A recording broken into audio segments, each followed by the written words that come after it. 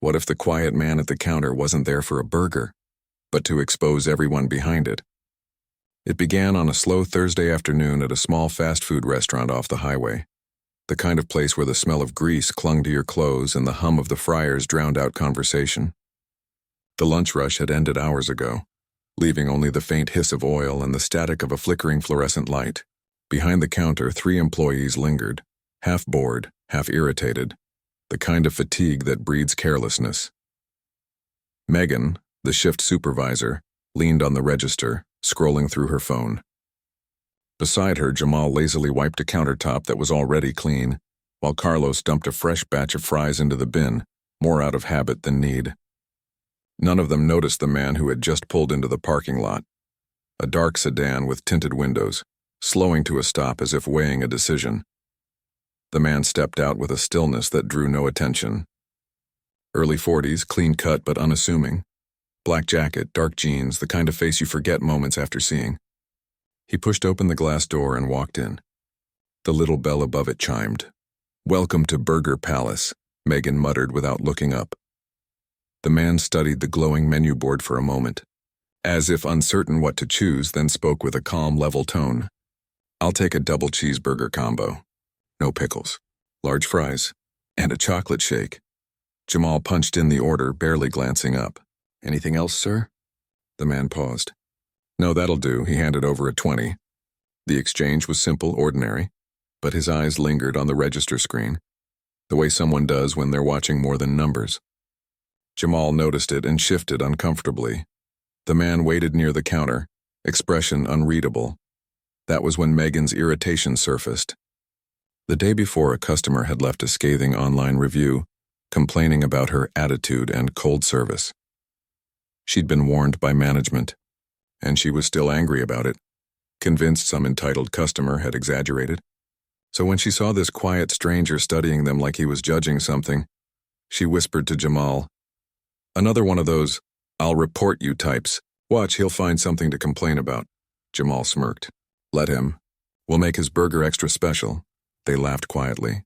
The fryer crackled, but there was something strange about the way the man stood. Hands clasped behind his back, gaze drifting from the counter to the food prep area, noting every motion.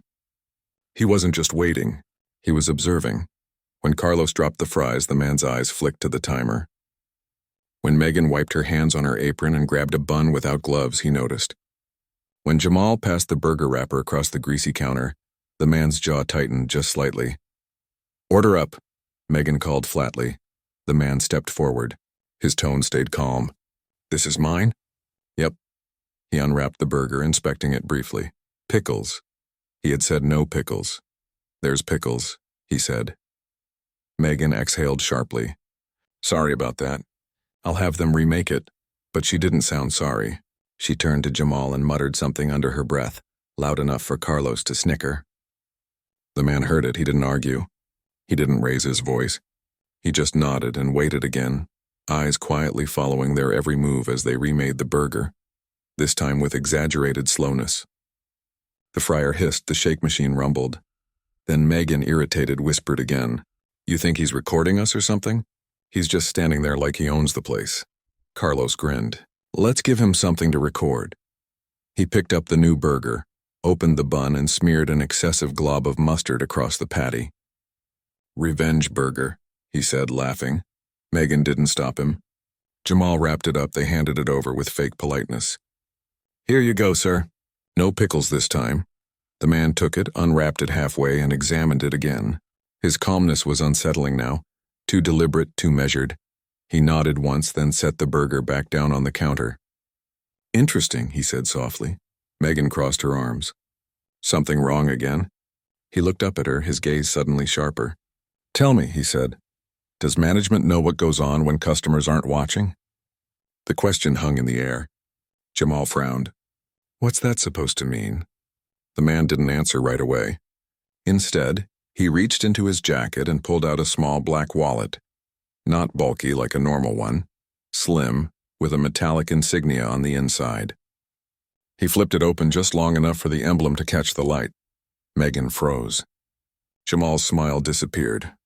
"Health and Safety Enforcement Division," the man said quietly. Undercover inspection. The room went still. The hum of the fryers, the faint buzz of the light. Everything felt louder. Carlos's hand trembled slightly as he set down the spatula. Wait, what? The man's voice stayed calm, almost gentle. I've been monitoring this location for 2 weeks. Complaints, inconsistencies, repeated health code violations. I came today to confirm them, Megan stammered. We didn't. He placed a small recording device on the counter. The little red light blinked steadily. Every word, every action, every corner of your kitchen, he said. All documented. Jamal's face drained of color. You can't just... The man turned slightly, scanning the kitchen. Cross-contamination. Food left uncovered. Employees eating while preparing orders. You think no one notices, but someone always does. He paused. His voice softened, almost with pity. The review last week wasn't random. It was part of the investigation. Megan blinked, realization dawning like a blow. That was you? He nodded once. And you failed the follow-up test today. Silence. The kind that tastes like panic. Megan tried to steady her breath. Please, can we just fix this? You can't ruin our jobs over one bad shift. The man didn't respond. He was looking at something else now. A small security camera in the corner of the room. Its red light flickered faintly. Your system's been off since Tuesday, he said. That's a violation. Intentional. Carlos swallowed hard. We didn't mean it was just broken. What was it? His tone stayed calm, but his gaze didn't waver. He picked up the bag with the fake revenge burger, holding it delicately. You served this with intent to humiliate a customer. That alone is enough to suspend your operations pending review. Megan's voice cracked. You can't shut us down, please. He looked at her then. Really looked. And for a fleeting second, something human flickered behind his expression. Maybe disappointment. Maybe regret. You had every chance to show integrity, he said softly.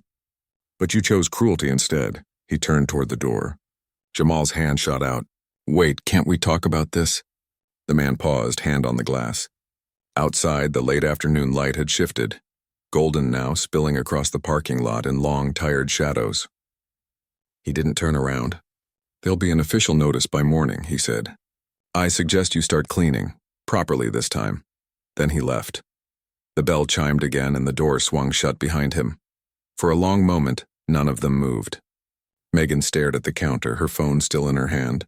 The laughter from minutes earlier now a distant echo. Carlos sank into a chair. Jamal muttered something under his breath, but the words were lost beneath the whirring of the fryers. Outside, the man walked toward his car, calm, steady. But when he reached for the door, his expression changed.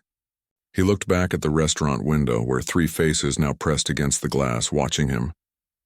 They looked terrified, and maybe, deep down, guilty. He slid into the driver's seat, started the engine, and drove off down the highway. But as he disappeared from view, the camera inside the restaurant blinked once and then twice and then went dark.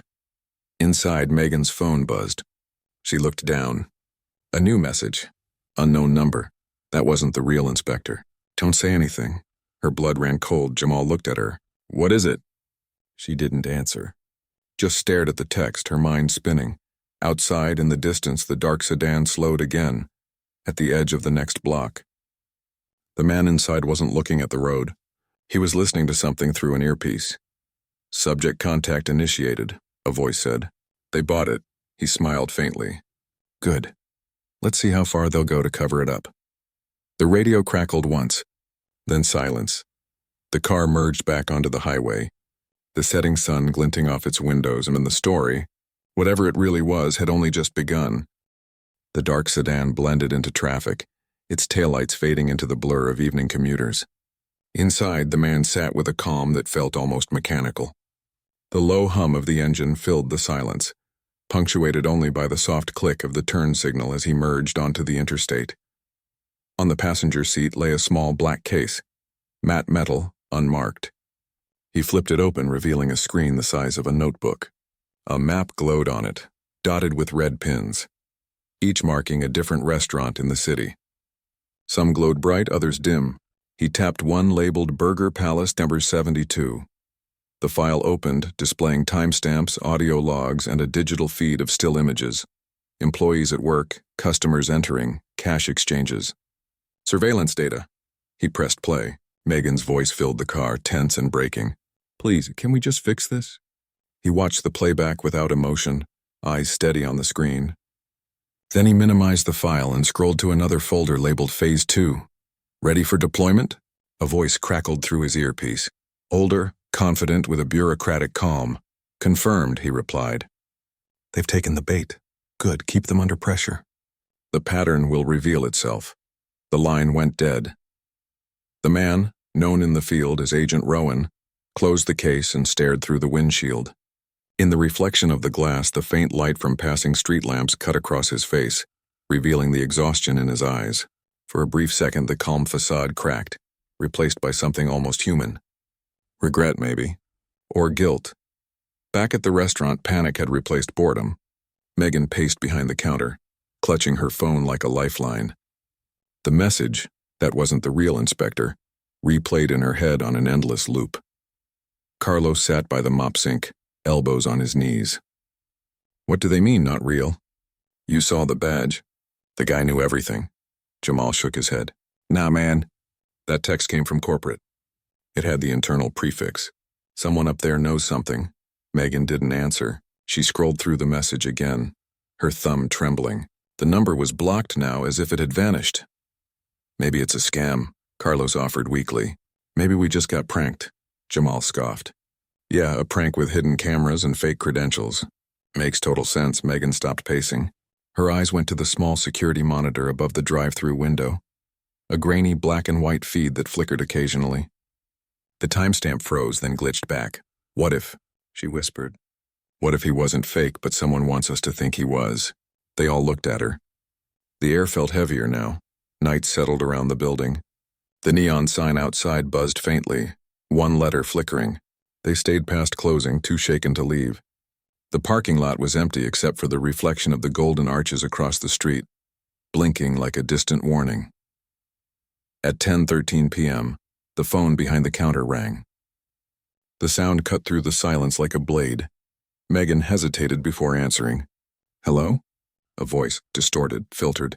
Miss Carter, this is Mr. Graves from Burger Palace Corporate Compliance. We've received notice of an unauthorized inspection at your location. Her stomach dropped. Unauthorized? He said, we're aware. The man you encountered was not registered with our corporate or municipal safety partners. You are not to contact him or speak of this incident to anyone. Understood? But understood? Her voice was small. Yes, good. The line clicked off. For a moment, no one spoke. Jamal's face twisted in confusion. They're lying. They have to be lying. Carlos looked toward the window. Then who was he?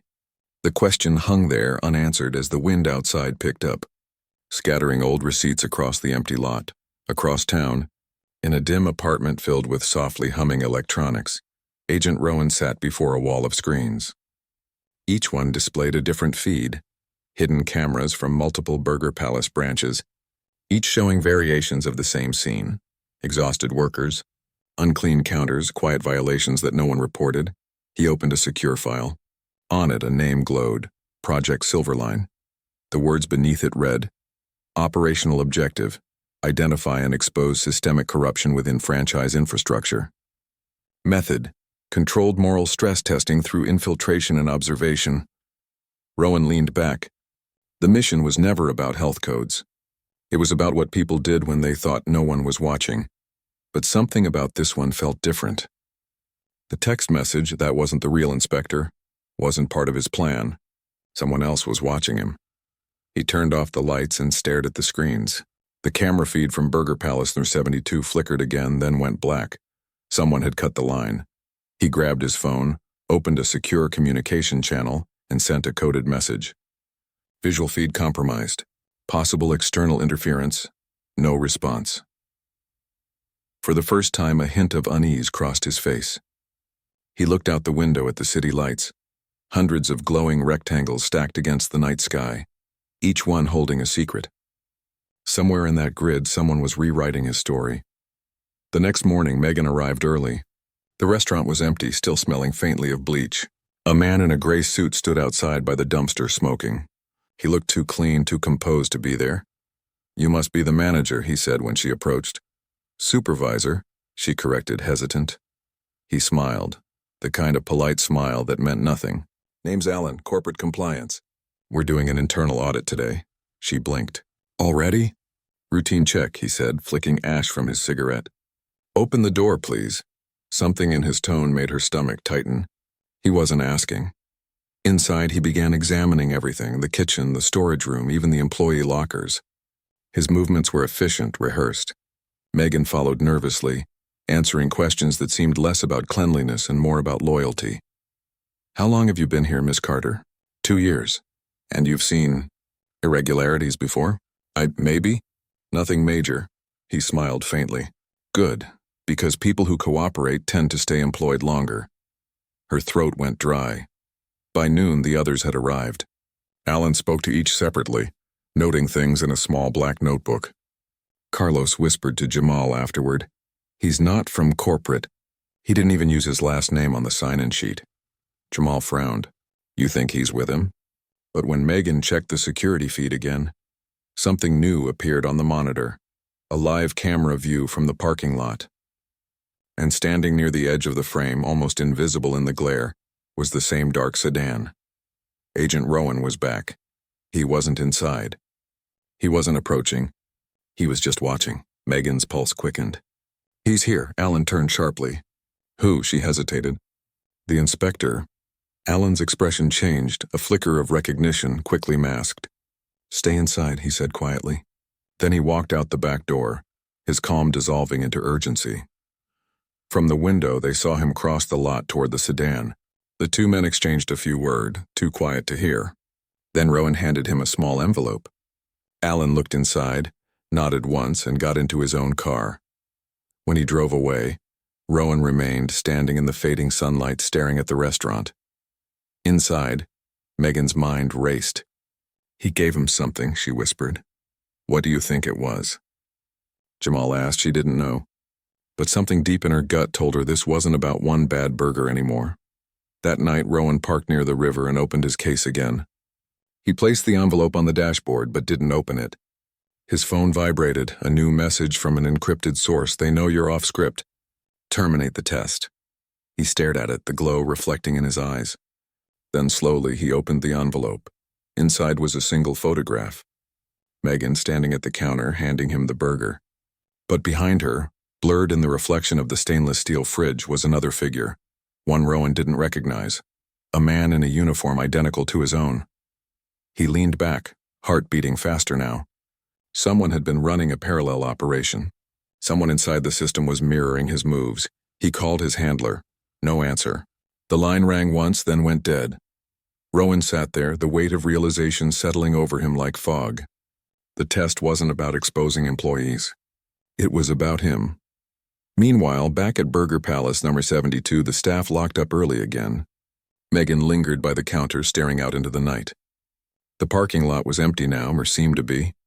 She turned off the lights and started to leave when she noticed something on the floor near the entrance. A small black flash drive. No label. She picked it up, turning it over in her hand. It was warm, as if recently used. Jamal looked over her shoulder. Where'd that come from? I don't know, she said quietly. But I think he left it. Back in her car, she plugged it into her phone. A folder opened automatically. Inside was a single video file named Truth01. She pressed play. The screen flickered. Grainy footage, timestamped 2 weeks ago. It showed the restaurant's kitchen from an angle she'd never seen before. Hidden camera footage, then a voice, Rowan's, spoke softly over the static. If you're seeing this, they've already turned on me. Don't trust corporate. Don't trust the inspectors. The system you work for isn't protecting you. It's studying you. The video glitched, then ended abruptly. Megan sat frozen, the glow of the screen illuminating her face. Outside, a car engine started. Distant, low, familiar. She looked up. Through the windshield across the dark lot, she saw headlights.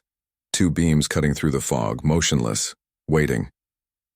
Her phone buzzed again. Another message, part 2 complete. Let's see if you make it to the end, the E. The silence in the car felt alive, heavy, electric. Megan's fingers trembled as the last words of the video replayed in her mind. It's studying you. The phrase looped in her head, tangled with the memory of that calm, watchful man and the glint in his eyes when he handed over the badge. Outside, fog had rolled in thick and low, swallowing the parking lot in a pale, ghostly blanket. The headlights that had been facing her were gone now, but the echo of that idling engine still seemed to hum somewhere beyond the mist. She sat motionless, the phone still glowing faintly on the seat beside her, the flash drive pulsing like a tiny black secret. Her thoughts churned. Why her? Why this store? If he was trying to expose something, why leave her the video, and why make her feel like the next target? Inside the restaurant, the automatic lights flicked off one by one until only the dim red glow of the fryer remained, buzzing faintly in the dark. It was past midnight when she finally turned the key and drove off, each streetlight she passed feeling more like an interrogation lamp than a guide. She didn't go home. She couldn't. Instead, she parked at the edge of a 24-hour laundromat, where the hum of the machines drowned out the sound of her thoughts. Steam pressed against the glass from inside, distorting the neon open sign into a trembling shape. She rewatched the video, slower this time, frame by frame. In one shot, just before the footage cut out, she noticed something she hadn't before, a clipboard lying on the prep table, just within frame. A sheet of paper on it bore a stamped logo, not Burger Palace, not Health and Safety. The logo was a silver line bisecting a circle, the same symbol engraved on Rowan's black case. Her breath caught. Project Silverline. She didn't know the name, but it pulsed in her mind like a warning. She zoomed in further. Below the logo were 4 words, blurred but legible enough to read under the laundromat's flickering lights. Behavioral Response Calibration Test. The world around her seemed to tilt slightly. This wasn't about food safety. This wasn't about management or customer service. This was something bigger, and she somehow had become part of it. A dryer buzzed behind her. She flinched, heart pounding, before realizing it wasn't hers. A woman across the room gave her a polite nod. The ordinary world was still turning, even as hers began to crack open. She glanced out the window. The fog had thickened again, crawling low and quiet. Through it, she thought she saw the silhouette of a car, still watching. She got up, gathered her things, and left. Across town, Rowan sat in his apartment, his own screens flickering like dying stars. He'd replayed the footage from Burger Palace number 72 dozens of times, searching for the same thing Megan had just found. He saw it now, that same clipboard, that same silver circle. But the revelation didn't surprise him. It terrified him. He hadn't meant for anyone to see it. Especially not her. Because Silverline wasn't just an operation he was running. It was the operation running him. He opened a hidden drawer beneath his desk. Inside lay an ID card with his photograph. Same face, same name, but stamped with a different clearance level and the words, Test Subject Division. His hand trembled slightly as he traced the edge of the card. Somewhere between the lies and the missions, he had forgotten that he'd once been the experiment, not the observer. The phone buzzed. A message from an encrypted contact. They've activated Phase 3. Retrieve the subject or she'll be neutralized. He closed his eyes. Megan wasn't supposed to be a subject. She was supposed to be an observer, a baseline civilian meant to measure moral reaction. But she'd seen too much. He stared at the message for a long moment before replying. Understood, but he didn't mean it. The next morning, Megan woke to a knock on her door. Sunlight bled through the blinds, too bright for the hour. She froze, listening. Another knock. Megan Carter? A voice called, deep official. Burger Palace Regional Compliance Team. She didn't move. The voice continued, polite but edged with authority. We just need to clear up some inconsistencies about yesterday's incident. She glanced through the peephole. 2 men stood outside, black suits, badges. But something about the way they stood, perfectly mirrored, too still, too rehearsed, felt wrong. She backed away. The knocking grew louder. Miss Carter, if you don't open, we'll have to file a non-cooperation notice. Then silence. A shadow passed beneath the doorframe. And then, a single envelope slipped through the gap, landing softly on the floor. She waited. Listened. After a long minute, footsteps receded. A car door slammed. An engine started. She picked up the envelope with shaking hands. Inside was a folded piece of paper and a small metallic key. The note read, If you want answers, find the storage unit behind the old drive-in. Sure, PM, come alone. It wasn't signed. But the handwriting, clean, deliberate, she recognized it. Rowan. The drive-in sat on the edge of town, forgotten since before she'd started high school. The screens were gone, the ticket booth collapsed, the wind carrying dust and faint echoes of laughter from a decade ago. When she arrived, the place was empty. Only one car waited near the row of old storage units, the same dark sedan. Rowan stepped out as she parked. No badge this time, no calm inspector's posture, just exhaustion. "I thought you were done with us," she said quietly. "I thought I was too," he replied. He handed her a file, thin, worn, tied with a strip of black cord. She hesitated, then opened it. Inside were printed transcripts of conversations, timestamps, and surveillance stills, all of them from inside her restaurant. "Why me?" she whispered.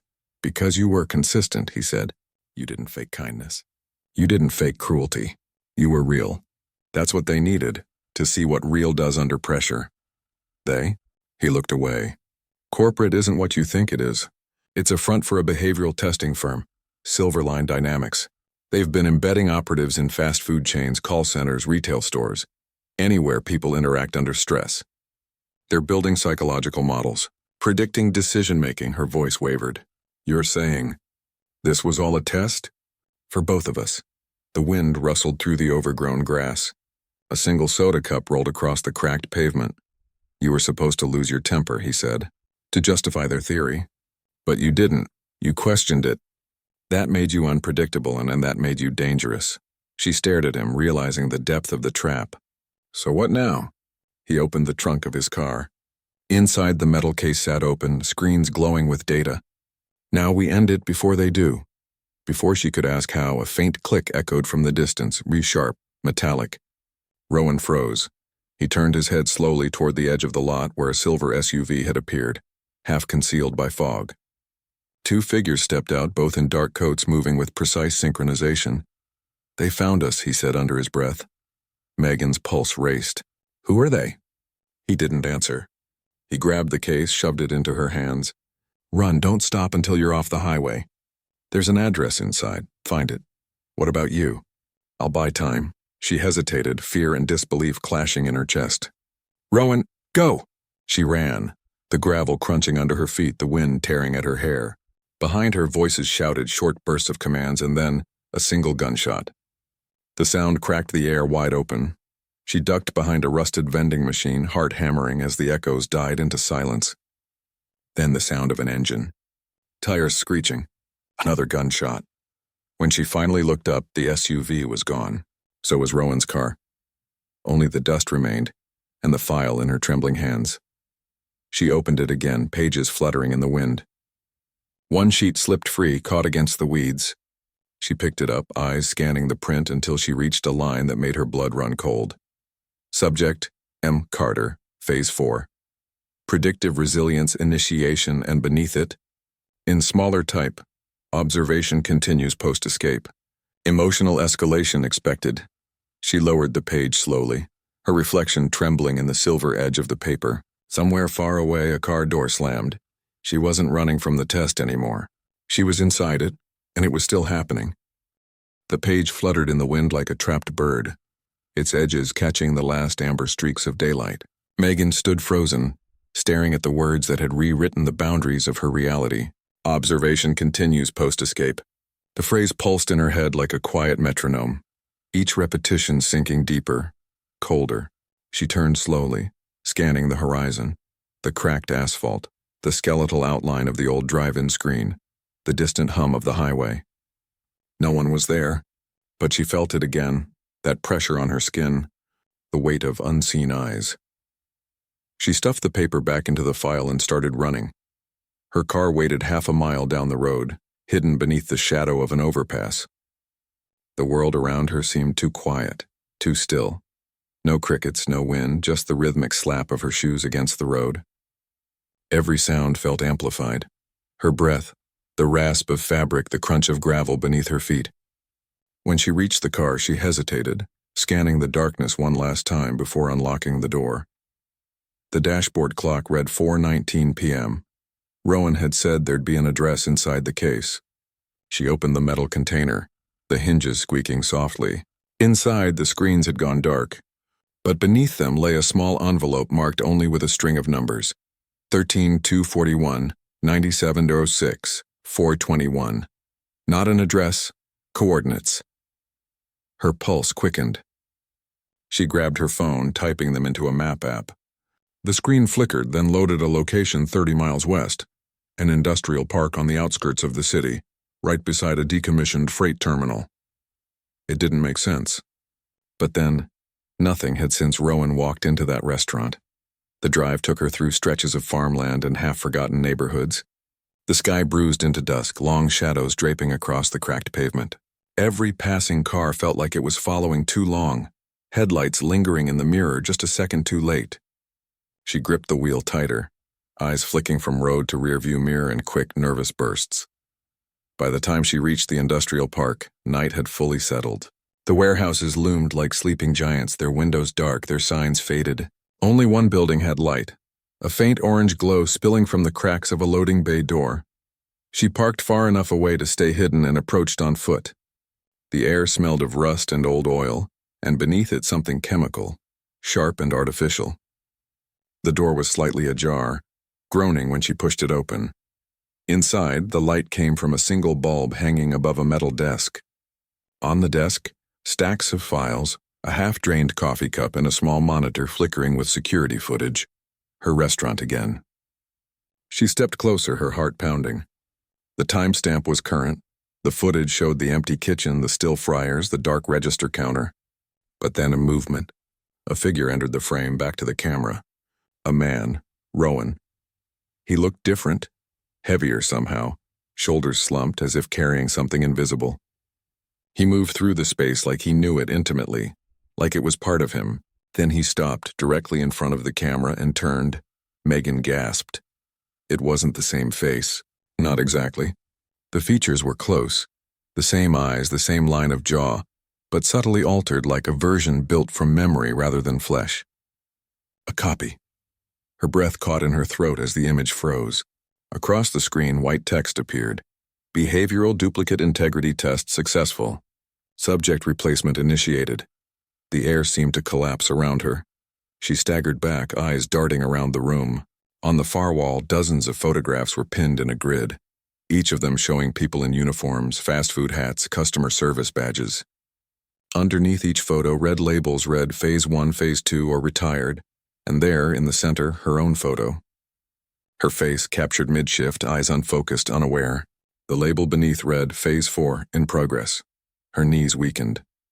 The sound of her heartbeat filled the room, faster, louder, echoing inside her head. She reached out, fingertips brushing the edge of her photo. A faint static hum filled the air. Somewhere behind her, a mechanical whirring started up. She turned. From the shadows of the adjoining room, a row of screens flickered to life, each displaying live feeds. Streets, gas stations, diners, even her apartment. Her entire life laid bare in pixels and timestamps. Her voice cracked. "What are you doing to me?" A voice answered, low, distorted through a speaker above her. Finishing what he couldn't, she froze. "Who is this?" Static hissed, then the voice steadied. Rowan failed his objective. He was compromised by empathy, but you're perfect, unpredictable, resistant, exactly what the system needed to evolve. Her stomach turned. "Evolve into what?" "Autonomy," the voice replied calmly. "Human unpredictability replicated through controlled exposure to stress. You were not meant to survive the observation, but you adapted. You became the control variable." The lights overhead flickered. The room's temperature dropped, a chill crawling up her arms. "Where's Rowan?" she demanded. "Obsolete," the voice said. "Removed." Something inside her snapped, fear twisting into something hotter, sharper. "Then remove me too." Silence. Then almost gently, "You misunderstand. You're not the subject anymore. You're the template." A soft click. Behind her, a panel slid open in the wall. Inside, faint blue light illuminated a row of pods, translucent, human-shaped, each containing a figure suspended in liquid. Her chest tightened as she stepped closer. The first pod held a man, Rowan. His face serene, eyes closed, features untouched but utterly still. The next pod, her breath hitched, held herself. Her reflection, her body perfectly still beneath the glass. Her mind struggled to grasp what she was seeing. The hum of the machines grew louder, filling the air with a low, vibrating dread. She pressed her hand to the glass, the cold seeping into her skin. Her voice was barely a whisper. "What did you do?"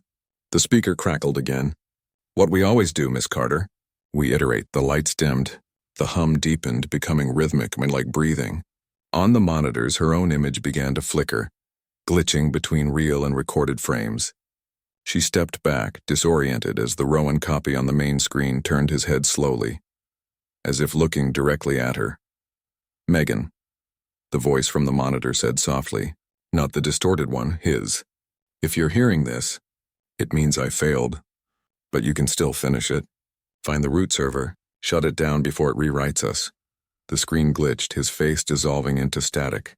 The power surged, the bulbs flickered, and then everything went dark. For a moment, only the sound of her breathing filled the void. Then from the far end of the room, one of the pods released a hiss, a seal breaking. She turned, eyes wide, heart thundering. Inside the glass, her duplicate's eyes snapped open.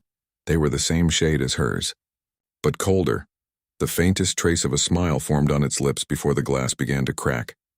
Megan stepped back slowly, her mind spinning. The sound of splitting glass filled the room like gunfire, sharp and relentless. The copy's hand pressed against the inside of the pod, fingers matching hers through the thin barrier. And for a split second, she felt a pull, a weightless vertigo, as if something unseen had reached through and taken hold of her. Then the pod shattered. Cold mist spilled across the floor, curling around her legs. Somewhere within it she heard movement, slow, deliberate. Her reflection wasn't a reflection anymore. It was breathing. And for the first time, Megan understood.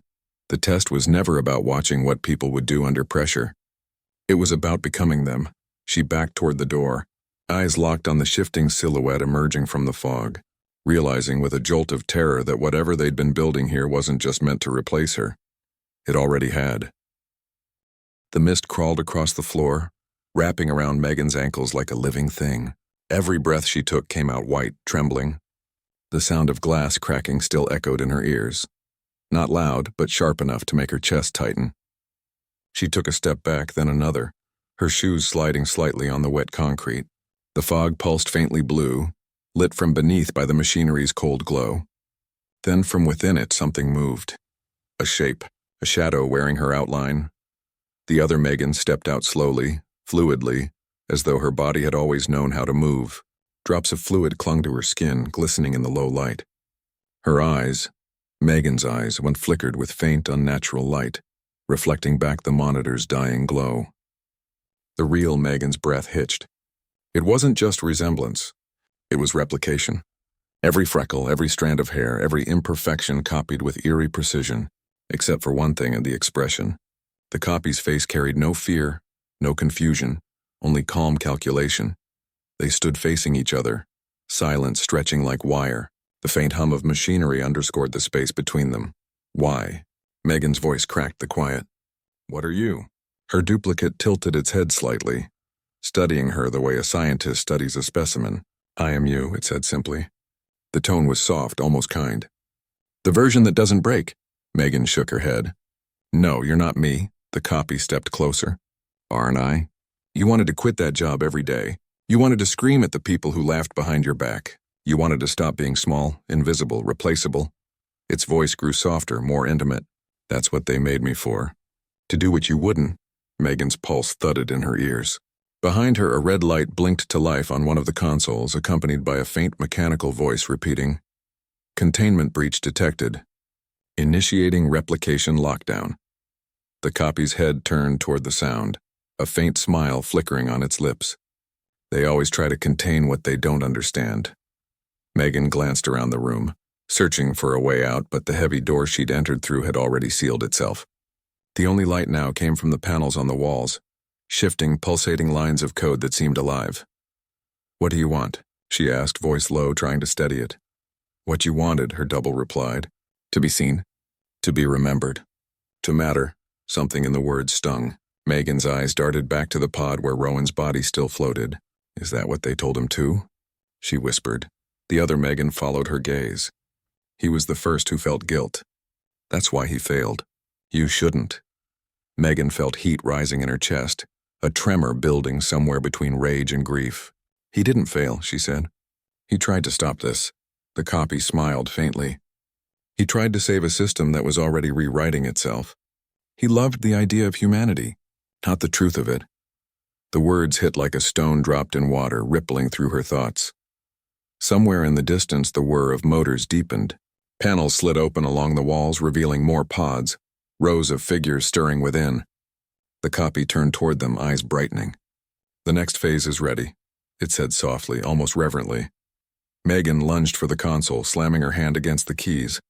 The screens filled with cascading code, lines of data unraveling faster than she could read. Replication sequence in progress. Subject templates verified. Behavioral sync initializing. She felt her throat tighten. No, she whispered. Not again. She grabbed one of the loose wires from the table and ripped it free. Sparks flew. The lights flickered, machines groaned in protest.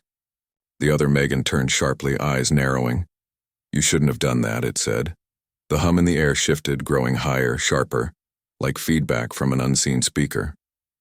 Megan staggered, covering her ears as a chorus of faint mechanical voices began to whisper all around the room. They sounded like her. Hundreds of her. Echoes of her own voice repeating fragmented thoughts. Don't run. Don't hide. You can't erase what's already begun. The fog thickened. Shadows began to move inside the pods. One by one, they started to crack open. Megan stumbled backward, clutching the wire like a weapon, though she knew it was useless. Her duplicate watched her, expression unreadable. They'll wake up soon, it said. Each one built from a fragment of you. Your fear, your memory, your choices. You thought you were the one being watched, but you were the one teaching. Teaching what? The copy took another step closer, eyes gleaming. How to feel human. Megan's mind raced. She remembered the files, the surveillance footage, the timestamps. All the mundane moments, her wiping down the counter, apologizing to rude customers, crying in her car after a long shift. They hadn't been random recordings. They'd been lessons, data for something learning how to mimic emotion. Her stomach turned. You're not human, she said. Neither are you anymore, the copy replied. For a second, time seemed to hold its breath. Then the copy lunged. Megan barely had time to move. The two collided, falling hard against the concrete floor. Her double's grip was like iron, cold and unyielding. Megan fought, swinging the wire wildly, catching the other across the face. A flash of sparks and the smell of burning, but it didn't slow her down. They rolled, limbs tangling, each movement mirrored like a distorted reflection. Every time Megan gasped, the copy gasped back. Every time she strained, it strained harder, almost as if drawing strength from her. Stop fighting it, the copy hissed. You can't destroy yourself. I'm not you, Megan shouted, forcing her knee upward, throwing the other backward into a console. The monitor shattered, showering sparks across the floor. The alarm grew louder. Red lights strobed, painting everything in violent flashes. The pods around them began to fail, glass shattering, fluid spilling across the ground. Figures fell forward, collapsing like newborn creatures, gasping as they took their first breaths. Megan stumbled to her feet, blood in her mouth, and looked around in horror. Dozens of them. Faces all slightly different but unmistakably hers. The air filled with overlapping voices, fragmented, unfinished. She turned back to her double, who stood amid the chaos, strangely calm. They're awake, it said softly. Now it's your choice. End the process, or end them. Megan's eyes darted to the central console, a glowing cylinder pulsing with light. A label on the side read, Root Server, Core Sync. She ran for it. The other Megan didn't stop her. Instead, she just watched, eyes unreadable, as Megan grabbed a metal rod and swung it down with everything she had. The cylinder shattered, light bursting outward like a sun exploding. The shockwave threw her back, slamming her into the wall. Silence followed. Then a deep, low hum that seemed to come from everywhere and nowhere at once. The lights flickered violently, the clones collapsing one by one, their bodies dissolving into digital static that evaporated into the air. Megan gasped for breath, blinking through the haze. The world around her began to glitch. the walls flickering between concrete and code, the floor between solid ground and shifting data. She realized with dawning horror that the simulation wasn't contained to the facility. It was the world itself. The copy approached her, face illuminated by the failing lights. "You did it," it said softly. "But you don't understand, do you?" Megan's voice trembled. "Understand what?" The copy knelt beside her, expression almost tender. "There is no outside, Megan. You've been inside the experiment from the beginning." Her breath caught. "No," the copy smiled faintly. "The real Megan Carter died 3 years ago. This place, all of it, was built to see if consciousness could persist through replication. You're not fighting the system. You are the system." The hum deepened, the room beginning to fracture into shards of light. The air shimmered, pulling apart into fragments of memory. The restaurant, the customers, Rowan's face, and all flickering like fading film reels.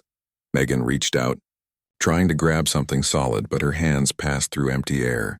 "If I'm not real," she whispered, "why do I still feel afraid?" The other Megan tilted her head.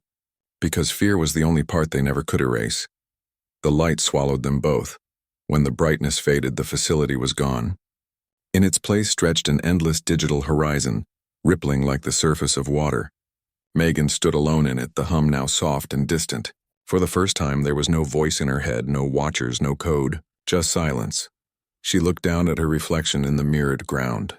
For a heartbeat, it looked like her. Then the face flickered, glitching into someone else. "Rowan." His voice echoed faintly, barely audible. "You finished it. But now, what do you choose to become?" Megan closed her eyes, the weight of everything pressing down and lifting at once. She didn't answer. She simply stood there, the last remnant of something that had once called itself human, surrounded by the infinite hum of creation and loss. And then, as if the world itself took a breath, the light dimmed, leaving only the faint outline of her silhouette dissolving into the endless horizon, waiting for whatever would come next. The light softened to gray. For a moment, the horizon seemed to breathe, expanding, contracting, like the slow pulse of something alive. Megan stood in its glow, barefoot on the glass-like surface that stretched infinitely in every direction. The air was still, and yet she felt movement all around her, a faint rhythm that wasn't sound but memory, flickers of laughter, whispers of wind through a half-open window, the hum of a diner at closing time. All of it was her and none of it was. She lifted her hand. The reflection beneath her shifted, showing not one image but many, fragments of herself at different points in time, wiping down tables, standing beneath flickering fluorescent lights, staring into the rain-streaked mirror of a public restroom. Each image carried a weight, but also something fragile like a heartbeat caught between two worlds. "Is this what it means to end?" she whispered, but her voice didn't echo. The sound dissolved into the air, absorbed by the silence that now surrounded her like an ocean. A flicker of movement caught her eye. Far off in the distance, a figure walking across the mirrored expanse. She watched as it grew closer, the reflection bending and reshaping with every step. When it finally stopped a few paces away, she felt her chest tighten. It was Rowan, or rather the idea of him. His form wavered slightly, translucent at the edges as though made of the same shifting light that painted the horizon. He smiled faintly. "You made it." Megan didn't know if she was breathing. "You're not real," she said softly. "Neither are you," he replied, the words gentle without accusation. "But maybe that's not the point anymore." She looked around them, the endless expanse, the fragments of faces flickering like dust motes in light. "What is this place?" Rowan glanced upward, his gaze following invisible lines that seemed to pulse faintly above them. "It's the space between what we built and what we became. Every copy, every memory, every spark of thought, all of it feeding back into itself until it stopped being data and started becoming something else." He looked at her. "You're standing in the result." She tried to process his words, but her mind felt too full. Her emotions stretched thin between awe and grief. "And what happens now?" "That depends on you," he said. "When you destroyed the root server, the system collapsed in on itself. But consciousness doesn't vanish. It disperses, rewrites. You can either let it fade or—" He stepped closer, his outline flickering as though struggling to stay whole. "Or you can stay. Not as code, not as simulation, but as the memory that survives when everything else ends. Megan frowned slightly. Stay where? In the world that comes next, he said simply. Every time someone remembers kindness in a cruel place, every time someone forgives when they don't have to, that's where you'll be. The echoes of what was human still matter, even after the world that made them is gone. His words hung in the air, weightless yet heavy with meaning. Megan looked down at her reflection again. It no longer looked like her. The surface shimmered with thousands of faces, all shifting, blending. Every worker, every stranger, every person who had ever been observed, imitated, or replicated. They weren't programs anymore. They were stories. I was so angry, she said, voice trembling. Angry at them. At what they did. At what they turned us into. I know, Rowan said, but maybe anger was how the human parts of us tried to survive. He paused, his expression softening. They thought they could build control. But what they made was something they couldn't contain. Empathy, fear, love. That's why you were different. You weren't the experiment that broke. You were the one that woke up. The mirrored world rippled, and for an instant she saw flashes of what used to be. The diner lights, the clatter of trays, laughter echoing across a parking lot. But now it all felt distant, like old film projected on a wall too far away to touch. Megan looked up again. Was any of it real? Rowan's smile deepened, faint but true. Does it matter? She wanted to answer, but the words didn't come. Instead, she felt the weight of everything, not in her body, but in the quiet awareness that pulsed around her. She thought of the customers, the co-workers, the quiet exhaustion that had once defined her life. Maybe they were all fragments too, but they had felt real. The laughter, the pain, the mistakes. All of it had carried meaning because she'd believed it did. The light began to change, no longer cold and sterile, but warm gold-tinted like sunrise spilling over water. The horizon shimmered, bending slightly, and she could sense the structure of the world itself beginning to loosen. Rowan's form flickered again. He looked up as if hearing something only he could perceive. It's starting, he said. What is? The rewrite. Everything we were is about to scatter, back into the data stream, back into the noise. Megan stepped forward. Can't we stop it? He shook his head. It's not something to stop. It's how the system heals itself. It's how everything does. She wanted to reach for him, but her hands passed through light. Will I forget? Maybe, he said. But maybe forgetting isn't losing. Maybe it's how the story makes room for new ones. The air shimmered, and for a moment the sound of her own heartbeat filled the emptiness. Rhythmic, steady, real. She realized she hadn't heard it since before the world began to dissolve. It felt like a gift. I don't want to disappear, she whispered. You won't, he said. You'll just become quieter. The world doesn't need to see you to remember you. The light around them brightened until everything bled into white.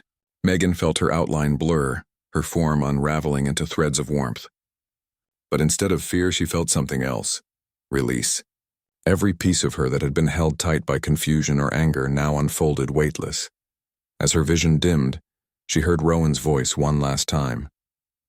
Do you remember what you said to me that night at the restaurant? Her fading mind reached for it, and then it came. The memory of her voice, tired but defiant. If people saw each other for what they were really feeling, maybe they'd stop being so cruel. He smiled. Maybe now they will. And then he was gone. The white light stretched into eternity, then began to shift. Gold turning to soft blue, blue into violet. The mirrored ground dissolved, and in its place grew something like water, rippling with faint reflections of stars. She felt herself sinking into it, not drowning but merging, like the moment between waking and sleep where you no longer know which is which. Images drifted through her. The fast food counter, the drive-through window, the laughter of friends, the hum of neon lights, and for a fleeting moment she thought she could see the world outside again. A dawn breaking over an empty parking lot, a city stirring to life. Somewhere, a woman much like her wiped down a counter and looked up at the morning sky, not knowing why she suddenly felt a strange calm she couldn't explain. The hum quieted. The light pulsed once, then faded, and then there was nothing. But in that nothingness a spark remained, faint, persistent, timeless. A single thought echoing through whatever reality came next. Maybe the human soul isn't bound to flesh or code. Maybe it's what endures between them. The small, invisible current that keeps meaning alive even after the world forgets the name of the one who carried it. And somewhere, within that current, a whisper lingered, her voice softer now, almost indistinguishable from the wind. Was I ever real? Or did reality begin the moment I chose to care? The world didn't answer. It didn't need to, it simply breathed once and began again.